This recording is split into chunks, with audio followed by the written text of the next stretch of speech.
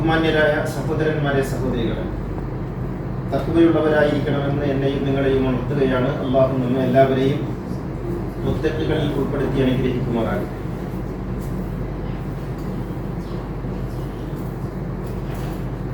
മനുഷ്യ സമൂഹത്തെ പല വിധത്തിൽ അടിമകളാക്കുന്ന തന്ത്രമാണ് എക്കാലവും അധികാരികളും മത പൗരോഹിത്യവും നടത്തി വന്നിട്ടുള്ളത്.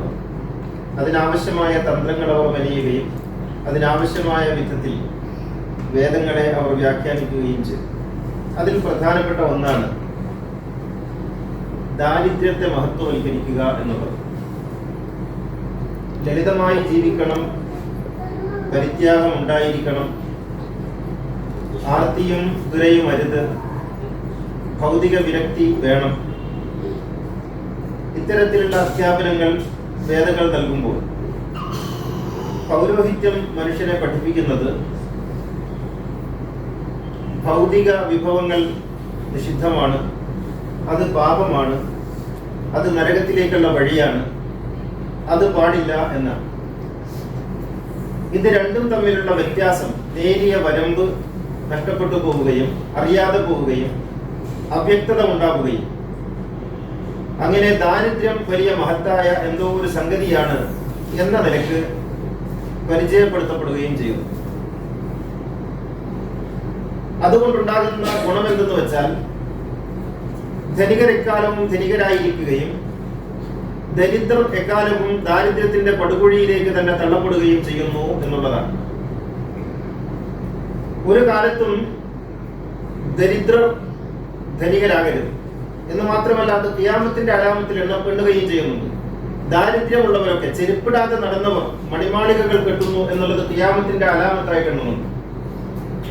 ആട്ടിടയന്മാർ വലിയ ധനികരാകുന്നു എന്നുള്ളത് ഖിയാമത്ത് നാളിന്റെ അടയാളമായി എണ്ണുന്നു. എന്ന് വെച്ചാൽ ദരിദ്രരായ ആളുകൾ എപ്പോഴും ആട്ടിനെ മേയിച്ചും ഏഴാംകൂലിയായും ജീവിക്കേണ്ടവരാണ്. അവരൊരിക്കലും ധനികരോ സമൂഹത്തിലെ ഉന്നത സ്ഥാനീയരോ ആകരുത് എന്നുള്ളതാണ്. ഇതിന് വ്യത്യസ്തങ്ങളായ ഹദീസുകൾ ഉണ്ടാക്കിയിട്ടുണ്ട്, കഥകൾ ഉണ്ടാക്കിയിട്ടുണ്ട്. ഏറ്റവും അവസാനം സ്വർഗത്തിൽ കിടക്കുന്ന പ്രവാചകന്റെ പേര് സുലൈമാൻ എന്നാണെന്നാണ് ഹദീസിൽ പറയുന്നത്. കാരണം അദ്ദേഹം ധനികനാണത്രേ. ധനികനായ പ്രവാചകനായ കാരണത്താൽ പ്രവാചകന്മാരുടെ കൂട്ടത്തിൽ അല്പം പിറകിലാണ് സുലൈമാൻ നബി എന്ന്. മാത്രമല്ല, ദുനിയാവ് മുഅ്മിനിന്റെ ജയിലാണ്. അദ്ദുനിയ സിജ്നുൽ മുഅ്മിനി വജന്നത്തുൽ കാഫിർ. ഒരു ഹദീസാണ്, തിർമിദി ഉൾപ്പെടെയുള്ള ഗ്രന്ഥകാരന്മാരെ ഉദ്ധരിച്ച ഹദീസാണ്. ദുനിയാവ് മുഅ്മിനിന്റെ ജയിലാണ്. ഇങ്ങനെ എങ്ങനെയൊക്കെ ഉത്കർഷേച്ഛയില്ലാത്ത, നന്നാകണമെന്ന ആഗ്രഹമില്ലാത്ത മാനസികാവസ്ഥ സൃഷ്ടിക്കാൻ സാധിക്കുമെന്നുള്ളതാണ് പുരോഹിതന്മാർ എക്കാലവും ശ്രമിച്ചിട്ടുള്ളത്. നിങ്ങൾ പള്ളിയിൽ വന്ന് പ്രാർത്ഥിച്ചിരിക്കുക. ഒരിക്കൽ അബ്ദുല്ലാഹിബ്നു അംറിന്റെ അടുക്കലേക്ക്, അബ്ദുല്ലാഹിബ്നു അംർ എന്ന് പറഞ്ഞാൽ അമവി കാലത്ത് ഗവർണറാണ്, സഹാബിയാണ്. അദ്ദേഹത്തിന്റെ അരികിലേക്ക് ഒരാൾ വന്നിട്ട് അദ്ദേഹത്തോട് പറയുന്നുണ്ട്, ഞങ്ങൾ വളരെ പ്രയാസത്തിലാണ്.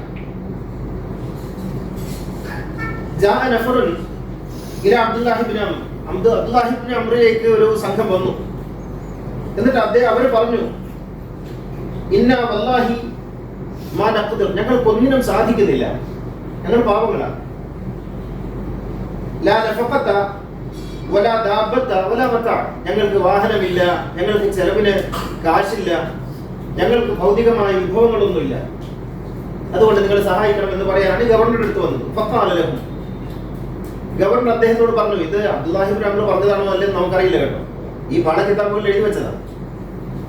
അപ്പോ ഈ അബ്ദുല്ലാഹിബ്നു അംർ പറയുന്നു, മാഷിഅത്തും ഇൻഷിഅത്തും, നിങ്ങൾ വിചാരിക്കുകയാണെങ്കിൽ പിന്നെ നമുക്ക് നോക്കാം, റജഅത്തും ഇലൈന, നിങ്ങൾ എൻ്റെ അടുത്തേക്ക് വന്നത് നിങ്ങൾക്ക് കുറച്ചും കൂടി ഭൗതികമായ വിഭവങ്ങളൊക്കെ ഉണ്ടാകാനാണല്ലോ. നിങ്ങൾ ആലോചിച്ച് നോക്കൂ. ഇൻഷിഅത്തും സബർത്തും, നിങ്ങൾക്ക് എന്താ ക്ഷമിച്ചൂടെ? നിങ്ങൾ നിർബന്ധിക്കുകയാണെങ്കിൽ ഞാനിത് സുൽത്താനോട് പറയാം, ഭരണാധികാരിയോട് പറയാം. പക്ഷെ ഇനി സമയത്ത് റസൂലുള്ളാഹി സ്വല്ലല്ലാഹു അലൈഹി വസല്ലം എപ്പോൾ പ്രവാചകൻ പറയുന്നതായിട്ട് ഞാൻ കേട്ടിട്ടുണ്ട്, ഇന്ന ഫുഖറാ അൽ മുഹാജിരീന യസ്ബഖൂന അഗ്നിയാ യൗമൽ ഖിയാമ, ഖിയാമത്ത് നാളിൽ ധനികരേക്കാൾ ആദ്യം സ്വർഗത്തിൽ കടക്കുന്നത് ഇലൽ ജന്ന, സ്വർഗത്തിൽ കടക്കുന്നത് ദരിദ്രരാണ്. അപ്പൊ അവർ പറഞ്ഞു ഞങ്ങൾ ക്ഷമിച്ചോളാം, ഒന്നും ഞങ്ങളൊന്നും ചോദിക്കുന്നില്ല. ഇതിന്റെ രാഷ്ട്രീയം നിങ്ങൾ മനസ്സിലാക്കണം. ഇതാരാ പറയുന്നത്? ഗവർണറുടെ കൊട്ടാരത്തിൽ നിന്നാണ് പറയുന്നത്. ഗവർണറുടെ കൊട്ടാരത്തിൽ സ്വർണം കൊണ്ട് തൂണിന് സ്വർണം പൂശിയ രാജാക്കന്മാരുടെ കാലത്ത് ഗവർണറുടെ കൊട്ടാരത്തിൽ ഇരുന്നു കൊണ്ട് സകല ആഡംബരങ്ങളും അനുഭവിച്ചുകൊണ്ട് ഗവർണർ പറയാണ്, പാവപ്പെട്ടവരാണ് ആദ്യം സ്വർഗത്തിൽ കിടക്കുക ഖിയാമത്ത് നാളിൽ നിന്ന് റസൂല് പറയുന്നത് ഞാൻ കേട്ടിട്ടുണ്ട്, അതുകൊണ്ട് നിങ്ങൾക്ക് എന്താ ക്ഷമിച്ചൂടെ? ഓ, ഞങ്ങൾ ക്ഷമിച്ചോളാമേ എന്ന് പറഞ്ഞവർ പോയി. ഇങ്ങനെയാണ് ഭൗതികതയിൽ നിന്ന്, മെച്ചപ്പെടണമെന്ന ചിന്തയിൽ നിന്ന്, ഉത്കർഷേച്ഛയിൽ നിന്ന് മനുഷ്യനെ അകറ്റിയത്. എന്തുകൊണ്ടാണ് മുസ്ലിങ്ങൾ ശാസ്ത്ര രംഗത്ത് പുറകോട്ട് പോയത്? എന്തുകൊണ്ടാണ് മുസ്ലിം സമൂഹം മറ്റ് മണ്ഡലങ്ങളിൽ സാഹിത്യപരമായ, കലാപരമായ, കായികമായിട്ടുള്ള, രാഷ്ട്രീയമായിട്ടുള്ള രംഗങ്ങളിൽ നിന്നൊക്കെ പുറകോട്ട് പോയത് എന്ന് ചോദിച്ചാൽ ഇതൊന്നും അള്ളാഹ്ക്ക് ഇഷ്ടമല്ല എന്ന് പഠിപ്പിച്ചോണ്ടാണ്.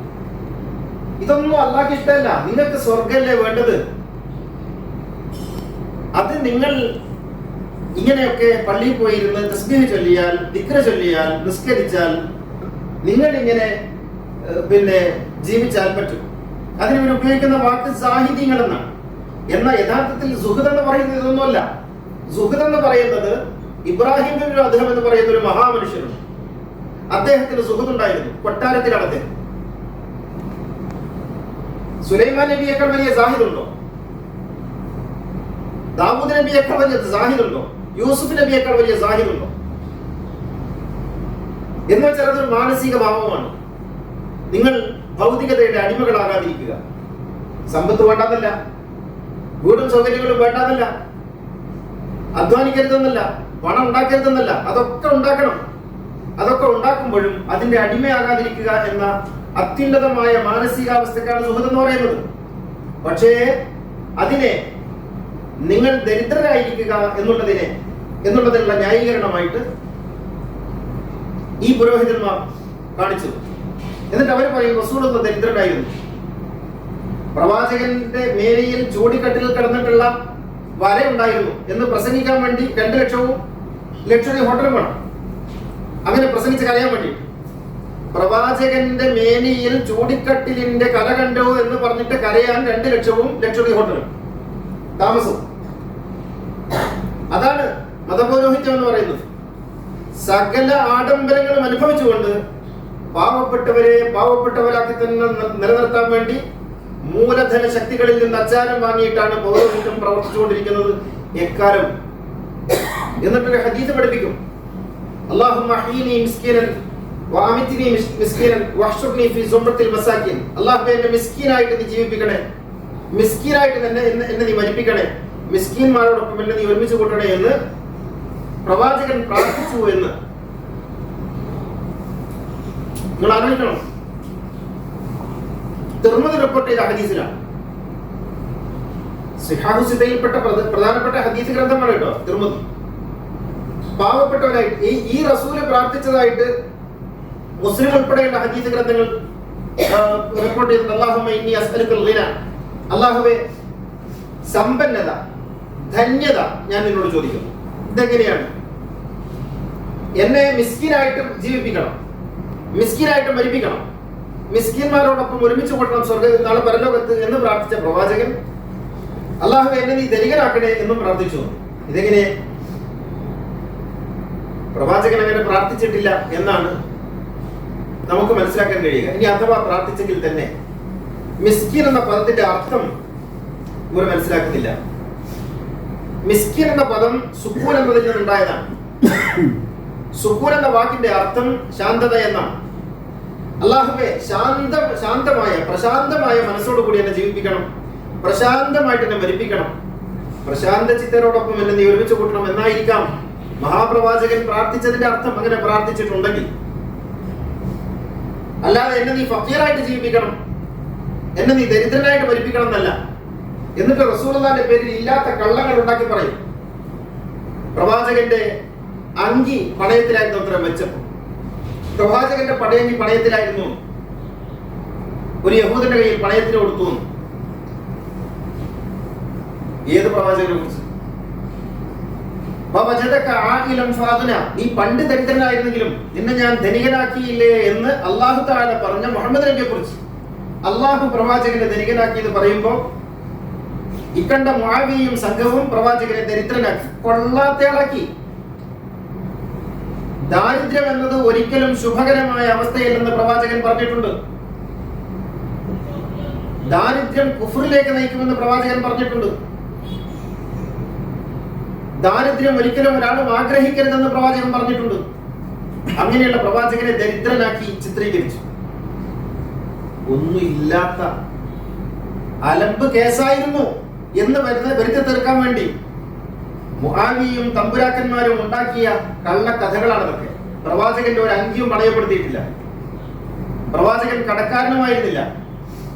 പ്രവാചകൻ ആവശ്യത്തിലുള്ള സമ്പത്ത് പ്രവാചകന്റെ കയ്യിലുണ്ടായിരുന്നു. പക്ഷെ പ്രവാചകൻ ആഡംബരപ്രിയനായിരുന്നില്ല, ലളിത ജീവിതം നയിച്ചയാളായിരുന്നു. ഈ ലാളിത്യവും ദാരിദ്ര്യവും കൂട്ടിക്കൊടുക്കരുത്. പ്രവാചകൻ ലളിത ജീവിതം നയിച്ചയാളാണ്. ആവശ്യത്തിനുള്ള വിഭവങ്ങൾ മാത്രം, ആവശ്യത്തിലുള്ള സൗകര്യങ്ങൾ മാത്രം, അതിനപ്പുറത്തേക്ക് സൗകര്യങ്ങളോ വിഭവങ്ങളോ പ്രവാചകൻ ഉപയോഗിച്ചില്ല. അതിനർത്ഥം പ്രവാചകൻ ദരിദ്രനായിരുന്നു എന്നല്ല.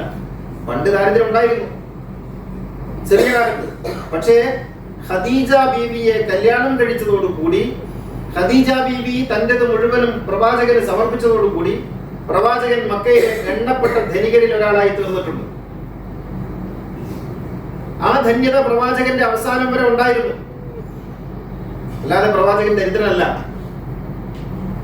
ബാക്കി കഥകളൊക്കെയും റസൂലുള്ള ദരിദ്രനായിരുന്നുവെന്നും ദാരിദ്ര്യം പിടിച്ച വീട്ടിൽ നിന്ന് വന്നയാളാണെന്നും വരുത്തി തീർക്കുന്നതിന് വേണ്ടി ഞങ്ങൾ സമ്പന്നരായിരുന്നു എന്ന് കാണിക്കാൻ മുആവിയും സംഘവും ഉണ്ടാക്കിയ കള്ളപ്രമാണങ്ങളാണ് അതൊക്കെ എന്ന് നമ്മൾ അറിയണം.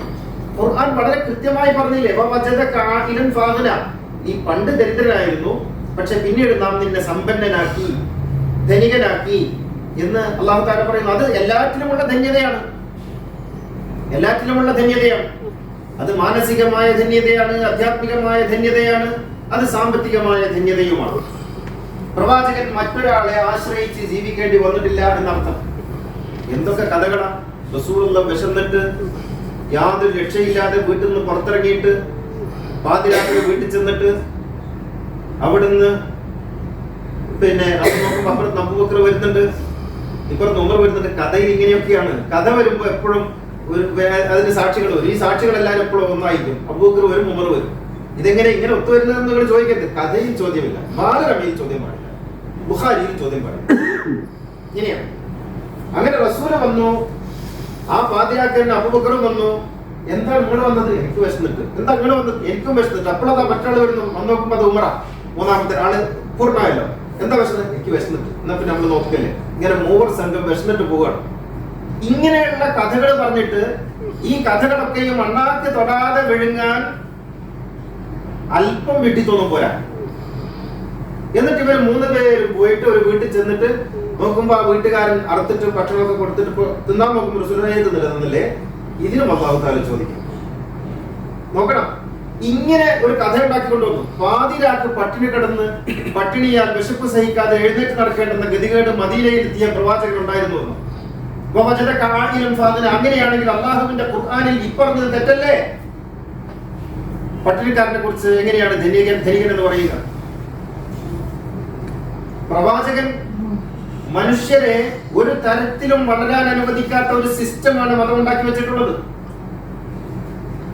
അതുകൊണ്ടാണ് ഇവർ സക്കാത്ത് സദഖ സംവിധാനം പോലും കൃത്യമായിട്ട് വിതരണം ചെയ്യാത്തത്. അങ്ങനെയായാൽ ഇവിടെ ദാരിദ്ര്യം ഇല്ലാതാവാൻ പാടില്ല. ദാരിദ്ര്യം ഉണ്ടാക്കണം എന്നാണ് എപ്പോഴും എല്ലാ ഭരണകൂടങ്ങളും ആഗ്രഹിക്കുന്നത്. ഈ ഭരണകൂടത്തെ ആശ്രയിച്ച് ജീവിക്കുന്ന ആശ്രിതരായ ഒരു സമൂഹം മുമ്പിലുണ്ടെങ്കിൽ മാത്രമേ ഭരണകൂടത്തിന് തങ്ങളുടെ അജണ്ടകൾ നടപ്പിലാക്കാൻ സാധിക്കൂ എന്നുള്ളത് കൊണ്ടാണ്. പ്രവാചകൻ പറയുന്ന ഒരു കാര്യം നിങ്ങൾ ഓർക്കണം. പ്രവാചകൻ പറയുന്നു, ഇന്നൽ ഫഖ്റ മുസീബത്തുൻ മിൻ മസായിബിദ് ദുനിയ അദീമത്തുൻ വആഫത്തുൻ മിൻ ആഫാതിഹാ അലീമ. ദാരിദ്ര്യം എന്ന് പറയുന്നത് ഭൂമിയിൽ ഒരു മനുഷ്യനെ പിടികൂടാവുന്ന ഏറ്റവും സങ്കടകരമായ ഒരു അവസ്ഥയാണ്. റസൂലുള്ളാഹി പറയുന്നു, ഏറ്റവും സങ്കടകരമായ ഒരു അവസ്ഥയാണ്. അത് ഇല്ലാതെ സൂക്ഷിക്കണം. ദാരിദ്ര്യം അള്ളാഹു നൽകുന്നതല്ല, രോഗം അള്ളാഹു നൽകാത്തതുപോലെ. അള്ളാഹു നൽകുന്നത് ആരോഗ്യമാണ്, അള്ളാഹു നൽകുന്നത് സമ്പന്നതയാണ്. പക്ഷേ ഈ ആരോഗ്യം നമ്മൾ വേണ്ടാന്ന് വെക്കുമ്പോൾ, അല്ലെങ്കിൽ ഏതെങ്കിലും കാരണത്താൽ അത് നീക്കിക്കളയുമ്പോൾ അവിടെ രോഗം പ്രത്യക്ഷപ്പെടുന്നു. ആരോഗ്യം എന്ന അള്ളാഹുവിന്റെ അനുഗ്രഹം നീങ്ങിപ്പോകുന്ന അവസ്ഥയ്ക്കാണ് രോഗം എന്ന് പറയുന്നത്. സമ്പന്നതയാണ് അള്ളാഹു നൽകുന്നത്. ഈ സമ്പന്നത പല കാരണങ്ങളാൽ നീങ്ങിപ്പോകുമ്പോൾ അവിടെ ദാരിദ്ര്യം പ്രത്യക്ഷപ്പെടുന്നു. എന്ന് വെച്ചാൽ അള്ളാഹു നൽകുന്ന സമ്പന്നത എന്ന അനുഗ്രഹം ഇല്ലാതായി പോകുന്നതിനാണ് ദാരിദ്ര്യം എന്ന് പറയുന്നത്. അല്ലാതെ ദാരിദ്ര്യം അള്ളാഹു കനിഞ്ഞു നൽകുന്ന കാര്യമൊന്നുമല്ല. ദാരിദ്ര്യം എന്ന് പറയുന്നത് മഹത്തായ ഒരു സംഗതിയുമല്ല. ദാരിദ്ര്യം ഇല്ലാതാക്കാൻ പ്രവാചകന് പ്രാർത്ഥന പഠിപ്പിച്ചു തന്നിട്ടുണ്ട്. അല്ലാഹുമ്മ ജഅൽ യൗമനാ ഖൈറൻ മിൻ അംസിനാ വജഅൽ ഗദനാ ഖൈറൻ മിൻ യൗമിനാ ഹദാ. അല്ലാഹുവേ, ഞങ്ങളുടെ ഇന്നത്തെ ദിവസം ഇന്നലത്തേതിനേക്കാൾ മെച്ചപ്പെടുത്തണം. എല്ലാ അർത്ഥത്തിലും മെച്ചപ്പെടുത്തണം. ജ്ഞാനപരമായി, ആധ്യാത്മികമായി, സാമ്പത്തികമായി, ബുദ്ധിപരമായി, വൈജ്ഞാനികമായിട്ടൊക്കെ മെച്ചപ്പെടണം. വജഅൽ ഗദനാ ഖൈറൻ മിൻ യൗമിനാ, ഇന്നത്തെ ഈ ദിവസത്തേക്കാൾ നാളെ നീ മെച്ചപ്പെടുത്തണം. ഇങ്ങനെ മെച്ചപ്പെടണം എന്ന ആഗ്രഹം ഉണ്ടാകണം മനുഷ്യൻ. അധ്വാനിച്ചുകൊണ്ടിരിക്കണം, ജോലി ചെയ്യണം, സമ്പാദിക്കണം. നിങ്ങൾ നോക്കൂ, ഇസ്ലാം കാര്യം എന്ന് പറഞ്ഞിട്ട് ഇവരുടെ കിതാബുകളിൽ എഴുതി വെച്ചിട്ടുള്ള കാര്യങ്ങൾ. മൂന്നാമത്തെ എന്താണ്? അത് സക്കാത്താണ്. സക്കാത്ത് കൊടുക്കണമെങ്കിൽ സമ്പത്ത് വേണ്ടി, സദഖ കൊടുക്കണമെങ്കിൽ സമ്പത്ത് വേണ്ടി, ഇസ്ലാം കാര്യം എന്ന് പറഞ്ഞ് പഠിപ്പിച്ച കാര്യങ്ങൾ പൂർത്തിയാക്കാൻ സമ്പത്ത് വേണ്ടി. എന്നിട്ട് ഈ സമ്പത്തിനെ മോശമായി ചിത്രീകരിക്കുന്നതിന്റെ അർത്ഥം എന്താണ്? അഞ്ചാമത് പറഞ്ഞത് എന്താണ്? അഞ്ചാമത് പറഞ്ഞത് ഹജ്ജിന് സമ്പത്ത് വേണ്ടേ? അത് ചെയ്യണമെങ്കിൽ ഇസ്ലാം കാര്യങ്ങളിൽ അഞ്ചാമത്തെ പൂർത്തിയാക്കാൻ സമ്പത്ത് വേണ്ടേ? ഉംറ ചെയ്യണമെങ്കിൽ സമ്പത്ത് വേണ്ടേ? ഇനി നോമ്പെടുക്കാൻ കഴിയാത്ത, അല്ലെങ്കിൽ നോമ്പെടുക്കണ്ടെന്ന് വെച്ചിട്ടുള്ള ആളുകൾക്ക് പ്രായശ്ചിത്തം നൽകണമെങ്കിൽ സമ്പത്ത് വേണ്ടേ? ഈ സമ്പത്ത് എങ്ങനെ ഉണ്ടാക്കും? ആകാശത്ത് നിന്ന് പൊട്ടി വീഴുവോ? അല്ല, അത് സമ്പത്ത് അധ്വാനിച്ചുണ്ടാക്കണം. പക്ഷേ എഴുതി വെച്ചിരിക്കുന്നത് എന്താണെന്ന് വെച്ചാൽ ഇത് വലിയ മഹത്തായ സംഗതിയാണെന്നാണ് എഴുതി വെച്ചത്. ഞാൻ വായിച്ചുതരാം. ദുഹൈരിയുടെ കിതാബായിട്ടുള്ള മഫാത്തിഹിൽ പറയുന്നു, ഖൗലുഹു അഹീനി മിസ്കിനൻ, പ്രവാചകൻ എന്നെ നീ ദരിദ്രനായി ജീവിപ്പിക്കണേ എന്ന് പറഞ്ഞതിന്റെ അർത്ഥം തഅലീമുൻ ലി ഉമ്മത്തിഹി ഫദ്ലൽ ഫഖ്രി വൽ ഫുഖറാ, ദാരിദ്ര്യം അതിമഹത്തായ സംഗതിയാണ് എന്ന് പ്രവാചകൻ ഉമ്മത്തിനെ പഠിപ്പിക്കാൻ വേണ്ടിയാണ് അങ്ങനെ പറഞ്ഞത്. ദാരിദ്ര്യം അതിമഹത്തായ സംഗതിയാണ് എന്ന് സമൂഹത്തെ പഠിപ്പിക്കാൻ പ്രവാചകൻ പറഞ്ഞ വാക്കാണത് എന്ന് എഴുതി വെച്ചിരിക്കുന്നു കിതാബിൽ. വൈന്ന കസ്റത്തുൽ മാലി, പണം ഉണ്ടാക്കുക എന്ന് പറഞ്ഞാൽ മദ്മൂമൻ, മോശപ്പെട്ട സംഗതിയാണ്. എഴുതി വെച്ചതാ ഞാൻ വായിക്കുന്നത്. എന്നിട്ട് പറയുന്നു ഫി ഹഖ്ഖിൽ മുഖറബീൻ, അല്ലാഹുവായിട്ട് അടുക്കണമെന്ന് ആഗ്രഹിക്കുന്ന ആളുകൾ പണം ഉണ്ടാക്കാനേ പാടില്ല. അത് മദ്മൂമാണ്. മദ്മൂം എന്ന് പറഞ്ഞാൽ ചീത്ത കാര്യമാണെന്നാണ്. പണം ഉണ്ടാക്കാൻ ആഗ്രഹിക്കുന്നതും പ്രവർത്തിക്കുന്നതും ചീത്ത കാര്യമാണ് എന്ന് ദുഹൈരി പറയുന്നു അദ്ദേഹത്തിന്റെ കിതാബിൽ ഈ ഹദീസിനെ വിശദീകരിച്ചുകൊണ്ട്. എന്നിട്ടാണ് പറയുന്നത്, അതിന് തെളിവായിട്ട് ഉദ്ധരിച്ച മറ്റൊരു ഹദീസാണ് അദ്ദുനിയാ സിജ്നുൽ മുഅ്മിനി വ ജന്നത്തുൽ കാഫിർ വഇദാ ഫാറഖ ദുനിയാ ഫാറഖ സിജ്ൻ. ഈ ദുനിയാവ് മുഅ്മിനിന്റെ ജയിലാണ്. അങ്ങനെയാണോ റസൂലുള്ളാഹി ജീവിച്ചത്? അങ്ങനെയാണോ പൂർവ്വകാല പ്രവാചകന്മാർ ജീവിച്ചത്? അല്ലല്ലോ. ഈ ദുനിയാവ് മനുഷ്യനെ ആസ്വദിക്കാൻ വേണ്ടിയല്ലേ, മുസ്തഖറുൻ വ മതാഉൻ ഇലാഹീൻ, അങ്ങനെയാണ് പറഞ്ഞത്. അള്ളാഹു നിശ്ചയിച്ച, പടച്ചതമ്പുരാൻ നിശ്ചയിച്ച പരിധിയിൽ നിന്നുകൊണ്ട് ആസ്വദിച്ച് ജീവിക്കാനാണ് പറഞ്ഞിരിക്കുന്നത്. നിങ്ങൾ കുട്ടികളോടൊപ്പം ജീവിക്കണം, കുടുംബത്തോടൊപ്പം ജീവിക്കണം, സുഹൃത്തുക്കളോടൊപ്പം ജീവിക്കണം, മാതാപിതാക്കളോടൊപ്പം ജീവിക്കണം, ഈ ലോകത്തുള്ള മനുഷ്യരോടൊപ്പം ജീവിക്കണം, നിങ്ങൾ കളിക്കണം, ചിരിക്കണം, ഇതൊക്കെ. എന്നിട്ട് അല്ലാഹു തആല പറയുന്നു, ഖുൽ മൻ ഹറമ സീനത്തല്ലാഹ്, അല്ലാഹു നിശ്ചയിച്ച ജീവിതാലങ്കാരങ്ങളെ നിഷേധിക്കാൻ ആർക്കാണ് അധികാരം എന്ന് അല്ലാഹു ചോദിക്കുന്നുണ്ട്.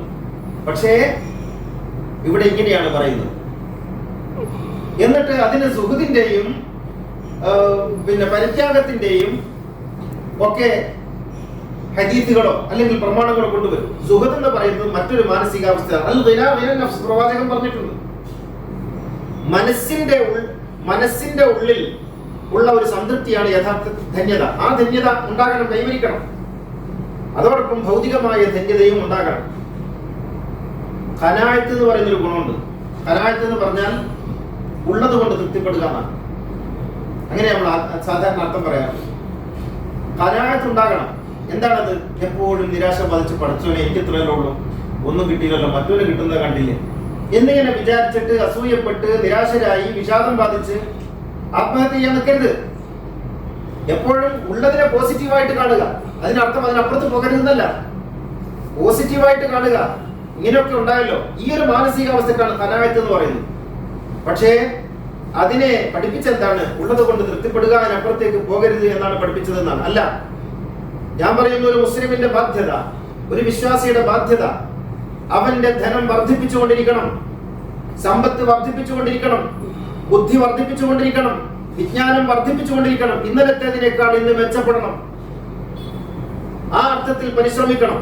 എന്നിട്ട് ലളിതമായി ജീവിക്കണം, ആഡംബരമില്ലാതെ ജീവിക്കണം, തന്റെ കൂടെയുള്ള മനുഷ്യരെയും മറ്റു ജീവജാലങ്ങളെയും സഹായിക്കണം, എല്ലാവരിലേക്കും തന്റെ ഔദാര്യം നീണ്ടുപോകണം. അങ്ങനെയാണ് പ്രവാചകൻ ജീവിച്ചത്. ഒരിക്കലും ദാരിദ്ര്യം ആഗ്രഹിക്കരുത്. ദാരിദ്ര്യം മഹത്തായ സംഗതിയേ അല്ല. അതിനർത്ഥം ദരിദ്രർ മോശക്കാരാണെന്നല്ല.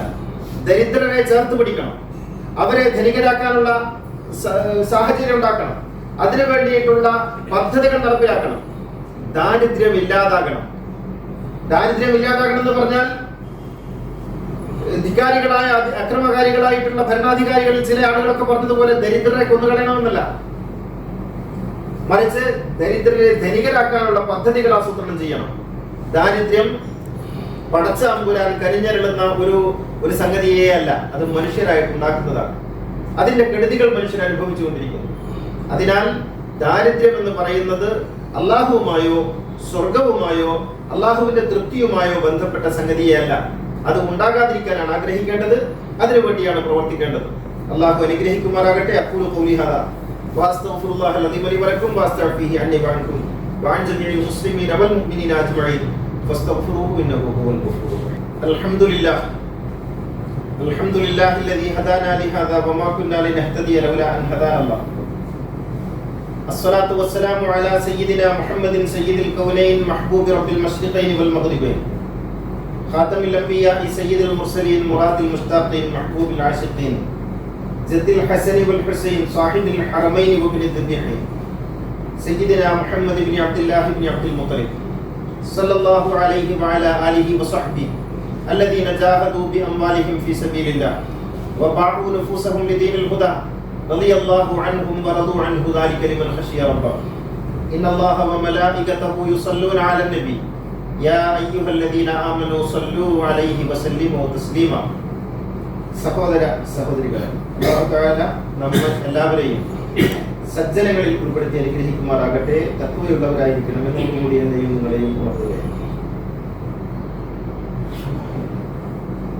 പ്രവാചകനുമായി ബന്ധപ്പെട്ട്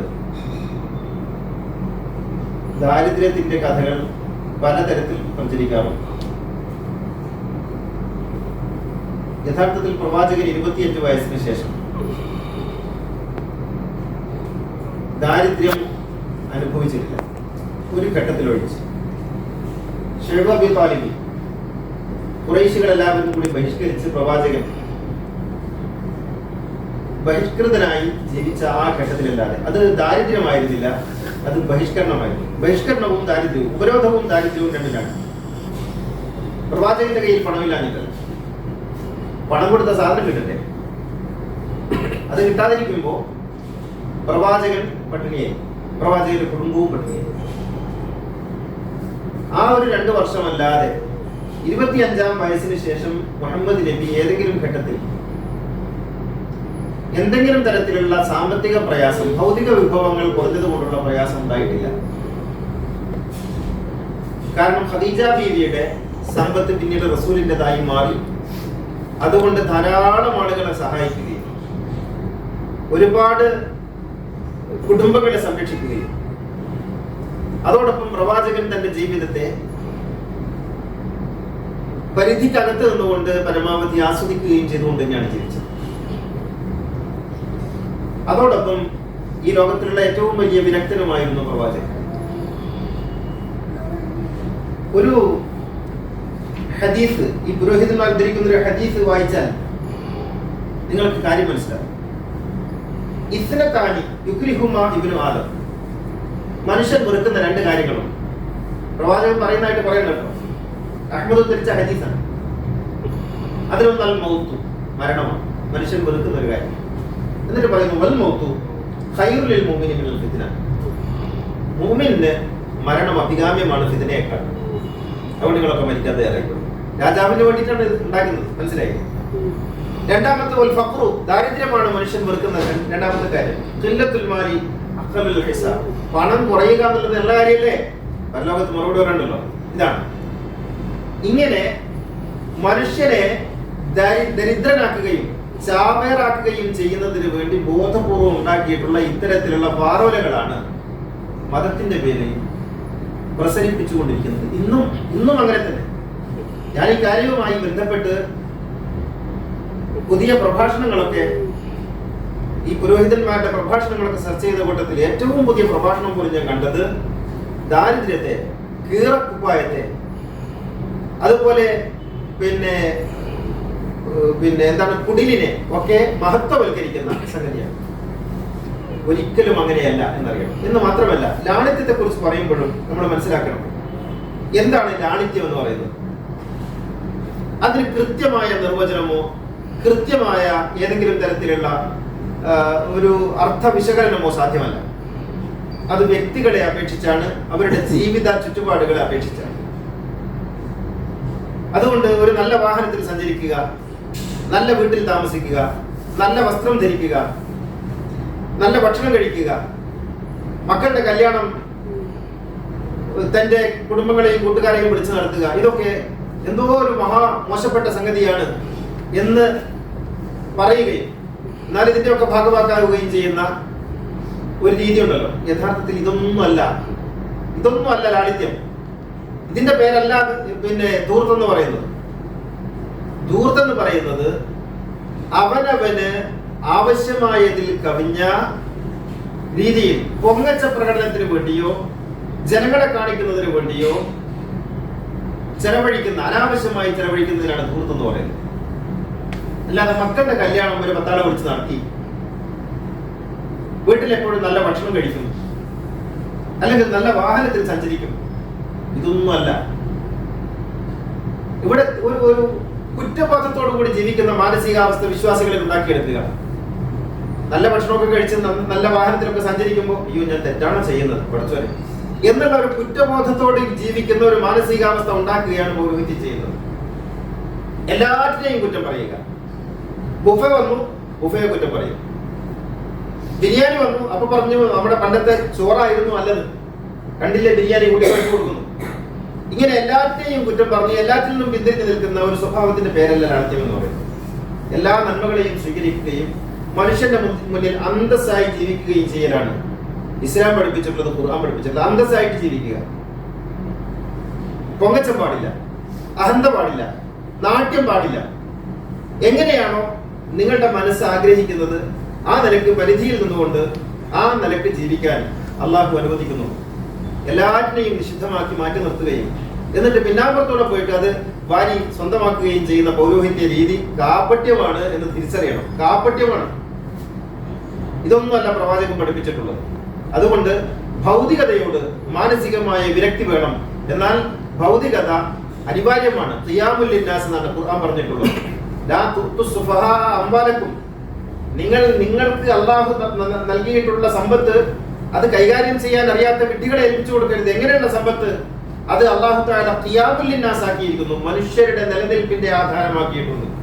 ഈ ഭൗതിക വിഭവങ്ങൾ വേണം ഈ കണ്ട മതസ്ഥാപനങ്ങളൊക്കെ നടത്തിക്കൊണ്ടു പോകുന്നതിന്, ഇക്കണ്ട മതസംഘടനകൾക്കൊക്കെ കോടിക്കണക്കിന് രൂപ ചെലവഴിച്ച് സമ്മേളനങ്ങൾ നടത്തുന്നതിന് ഇക്കണ്ട മുതലാളിമാരുടെ അടുത്തല്ലേ പോകുന്നത്, ധനികരുടെ അടുത്തല്ലേ പോകുന്നത്. ധനയില്ലെങ്കിൽ ഇതൊക്കെ എങ്ങനെ നടത്തും? അപ്പോ കുറ്റം പറയുന്നത് ഒരു ഭാഗത്ത്, മഹത്വപ്പെടുത്തുന്ന ഒരു ഭാഗത്ത്, എന്നിട്ട് ഇതിന്റെ ഒക്കെ ആശാന്മാരായിട്ട് നിൽക്കും. ഈ പൗരോഹിത്യം ഇരട്ടത്താപ്പാണ് ചെയ്യുന്നത് എന്ന് തിരിച്ചറിയണം. ഒന്നിൽ നിന്നും വിട്ടുനിൽക്കലല്ല, എല്ലാറ്റിനോടും മത്സരിച്ച് നല്ല നിലയിൽ മത്സരിച്ച് മുന്നോട്ട് പോവുക എന്നുള്ളതാണ് വേദങ്ങൾ നൽകുന്ന അധ്യാപനം. അള്ളാഹു അനുഗ്രഹിക്കുമാറാകട്ടെ. അല്ലാഹുമ്മ ഗ്ഫിർ ലിൽ മുഅ്മിനീന വൽ മുഅ്മിനാത്ത് വൽ മുസ്ലിമീന വൽ മുസ്ലിമാത്ത് അൽ അഹ്യാഇ മിൻഹും വൽ അംവാത്ത് ഇന്നക മുജീബുദ് ദഅവാതി വഖാദിൽ ഹാജാത്ത് طيب ثراهم واجعل الجنة مأواهم ربنا آتنا في الدنيا حسنة وفي الآخرة حسنة وقنا عذاب النار ربنا اغفر لنا ولإخواننا الذين سبقونا بالإيمان ولا تجعل في قلوبنا غلا للذين آمنوا ربنا إنك رؤوف رحيم وآخر دعائي